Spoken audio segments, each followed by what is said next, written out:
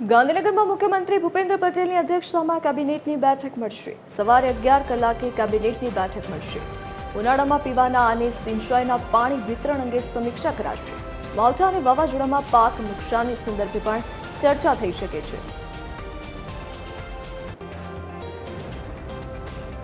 વધુ જાણકારી સાથે associate editor Sonal Anadkat phone line પર જોડાઈ ગયા છે. જે સોનલ, આજે ગાંધીનગર ખાતે કેબિનેટની બેઠક મળવાની છે. કયા મુદ્દા પર ચર્ચા થવાની સંભાવના?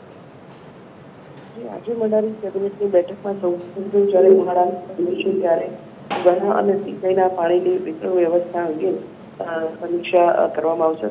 સાથે જ તાજેતરમાં જ માવઠું અને વાવાઝોડા થયું હતું, જેના કારણે લઈને પાકને અને પશુઓને પણ નુકસાન થયું હોય તો તે નુકસાનીના સંદર્ભે પણ આજની બેઠકમાં ચર્ચા કરી નિર્ણય લેવાઈ શકે છે. સાથે જ રાજ્યમાં કાયદો અને વ્યવસ્થાની પ્રવર્તમાન પરિસ્થિતિ અંગે પણ સમીક્ષા કરવામાં આવશે. આ ઉપરાંત ચોમાસું નજીક છે ત્યારે ચોમાસામાં ગરબાના કામો અને ખાસ કરીને વૃક્ષારોપણ સહિતના જે કામગીરી છે એ સંદર્ભમાં પણ સરકાર અંગે સમીક્ષા અને નિર્ણય લેવાઈ શકે છે. વિગત બદલ આપનો આભાર.